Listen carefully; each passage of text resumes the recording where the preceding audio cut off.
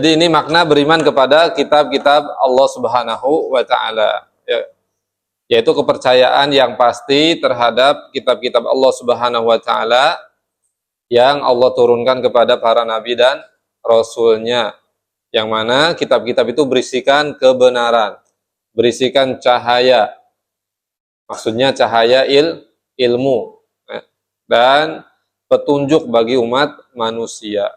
Jadi siapa yang ingin hidupnya lurus, hidupnya lempeng, ya, maka harus mengikuti petunjuk yang ada di dalam kitab-kitab Allah Subhanahu wa taala. Ya, sesuai dengan zaman dan masanya, ya. Kalau kita, maka yang kita ikuti adalah Al-Qur'an, karena kitab terakhir yang diturunkan oleh Allah Subhanahu wa taala adalah Al-Qur'an. Diturunkan kepada Nabi Muhammad sallallahu alaihi wasallam, ya. Nah, Al-Qur'an ini sumber ilmu untuk kita, sumber petunjuk untuk kita, ya. Kalau kita mengambil ilmu, mengambil petunjuk, ya, dari Al-Qur'an, maka hidup kita insya Allah seolah diterangi oleh cahaya yang terang benderang, sehingga kita tidak tersesat di dalam menjalani kehidupan di dunia ini. Dan Al-Quran itu isinya semuanya adalah kebenaran.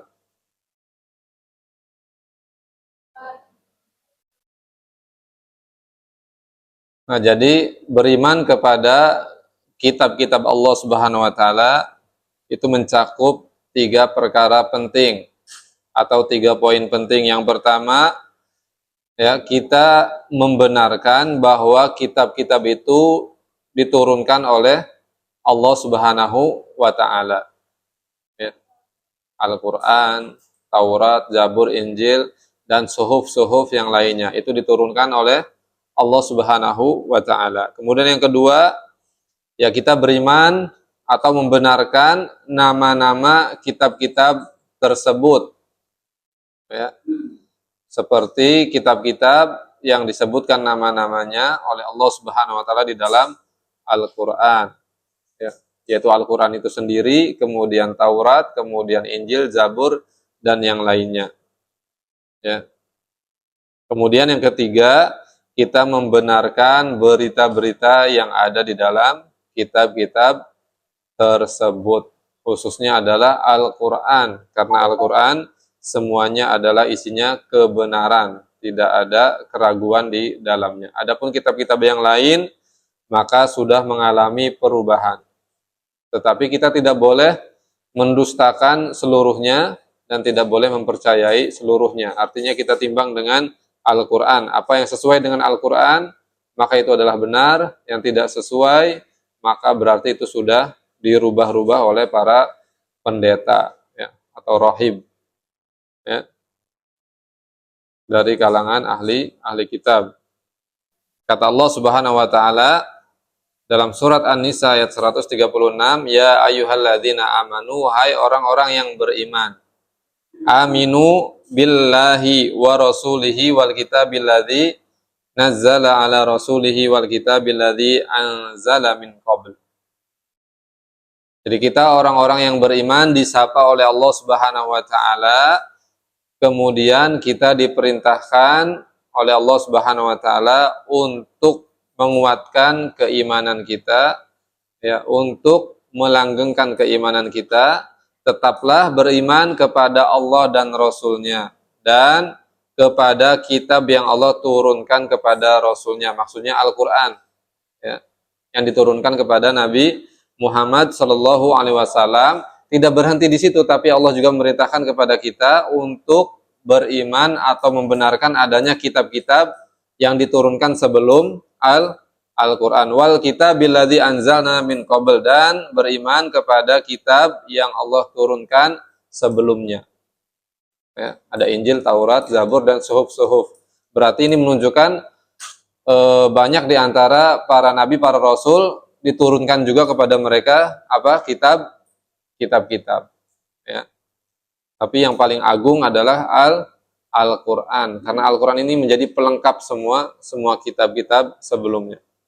Yang kedua dalilnya adalah Dalam hadis riwayat Muslim, Nabi SAW bersabda ketika ditanya oleh siapa? Malaikat Jibril untuk mengabarkan tentang iman, ya, tentang rukun iman. Maka Nabi SAW menjawab, antu'mina billah wa malaikatihi wa kutubihi wa rusulihi wal yaumil akhir wa tu'mina bil qadar khairihi wa syarrih. Jadi rukun iman itu ada 6, yaitu engkau beriman kepada Allah, percaya, ya, akan adanya Allah, kemudian percaya akan adanya malaikat, dan percaya akan adanya kitab-kitab. Nabi menyebutnya bukan satu kitab saja Al-Quran, tapi kitab-kitab. Ini menunjukkan kitab-kitab itu ada banyak yang diturunkan oleh Allah Subhanahu wa taala, dan kita harus beriman kepada semuanya. Kemudian warusulihi, dan kita beriman kepada para rasul, ya, yang diutus oleh Allah Subhanahu wa taala. Tidak boleh kita membeda-bedakan, ya. Misalkan kita maunya berimannya udah kepada Nabi Muhammad saja, kepada Isa, Musa kita nggak mau beriman. Ini bisa kafir waliyadzubillah. Nah, atau sebaliknya, berimannya kepada Nabi Musa, Nabi Isa saja, tidak mau beriman kepada Nabi Muhammad. Ini bahaya. Ya, ini bisa kafir waliyadzubillah. Dan umat Yahudi, mereka beriman kepada Nabi Musa, tetapi mereka tidak mau beriman kepada Nabi Isa dan Nabi Muhammad. Mereka kafir, kufur, ya. Kemudian orang-orang Nasrani, mereka beriman kepada Nabi Isa, ya. Tapi mereka tidak beriman kepada Nabi Muhammad, dan mereka kafir juga, ya. Makanya kata Nabi SAW, tidaklah orang Yahudi, Nasrani mendengar aku diutus, kemudian tidak beriman kepadaku, melainkan mereka pasti akan masuk ke dalam neraka. Waliyadzubillah. Maka ini pentingnya beriman kepada para nabi, para rasul. Insya Allah nanti ada pembahasan sendiri. Kemudian beriman kepada hari akhir, adanya kiamat. Kapan terjadinya kiamat? 2012.